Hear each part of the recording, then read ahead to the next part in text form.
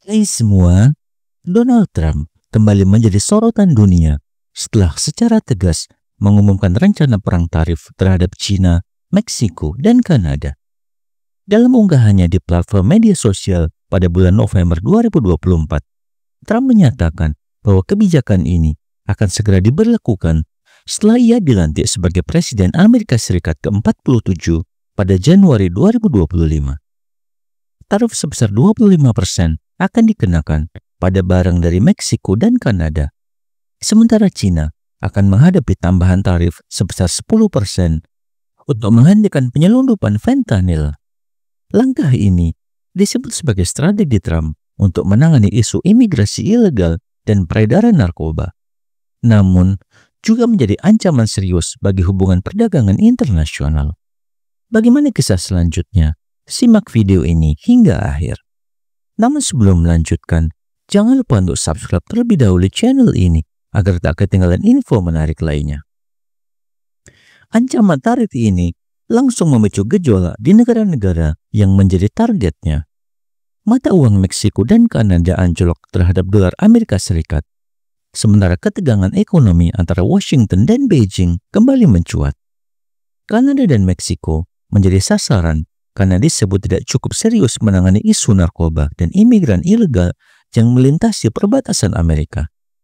Dampaknya tidak hanya terbatas pada kedua negara tersebut, tetapi juga akan merugikan banyak sektor di Amerika Serikat, termasuk industri otomotif, agrikultur, dan manufaktur yang sangat bergantung pada impor bahan baku dari kedua negara tetangganya. Di sisi lain, hubungan Amerika dan China yang sudah tegang sejak perang dagang pada masa jabatan pertama Trump kini kembali diuji. Trump mengklaim bahwa China gagal menghentikan peredaran bahan baku fentanyl yang menyebabkan krisis opioid di Amerika.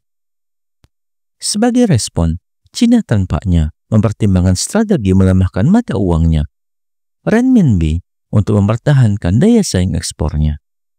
Langkah ini sebelumnya pernah digunakan oleh China pada Perang Dagang 2018 hingga 2019, meskipun berisiko tinggi terhadap stabilitas ekonominya. Namun, pengenaan tarif ini bukan tanpa konsekuensi besar bagi Amerika Serikat sendiri. Para ekonom memperingatkan bahwa kebijakan ini bisa menjadi senjata makan tuan. Harga barang impor yang melambung tinggi dapat memukul daya beli masyarakat, memicu inflasi, dan merugikan industri domestik. Selain itu, tindakan ini juga melanggar perjanjian perdagangan trilateral antara Amerika Serikat, Kanada, dan Meksiko yang ironisnya dirancang dan ditandatangani sendiri oleh Trump pada 2020. Jika diterapkan, Amerika bisa menghadapi gugatan hukum internasional. Meskipun demikian, langkah Trump ini dianggap oleh banyak pengamat lebih sebagai strategi negosiasi daripada kebijakan yang benar-benar akan dijalankan. Pada masa jabatan pertamanya, Trump kerap menggunakan ancaman tarif untuk memaksa negara-negara lain tunduk pada tuntutan Amerika.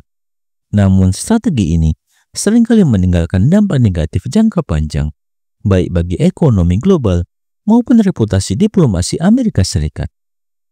China sebagai target utama kebijakan ini menghadapi tekanan besar di tengah perlambatan ekonomi domestiknya. Krisis properti yang melanda China beberapa tahun terakhir telah mengunjang stabilitas keuangannya, dan perang tarif baru berpotensi memperburuk situasi.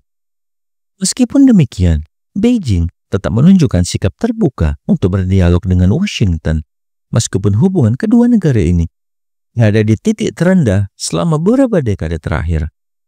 Kebijakan tarif yang direncanakan Trump ini mencerminkan upayanya untuk mengulang strategi populis yang digunakan pada masa jabatan pertamanya. Namun, dunia telah berubah dan dinamika geopolitik saat ini jauh lebih kompleks. Apakah Trump mampu merealisasikan kebijakan ini tanpa menghancurkan hubungan dagang Amerika, atau apakah ini hanya gertakan diplomasi untuk mengamankan posisi tawarnya? Hanya waktu yang akan menjawabnya. Bagaimana menurut pendapat Anda? Silakan tuliskan di kolom komentar. Dan jangan lupa untuk like dan share video ini jika bermanfaat. Sampai jumpa di video menarik selanjutnya.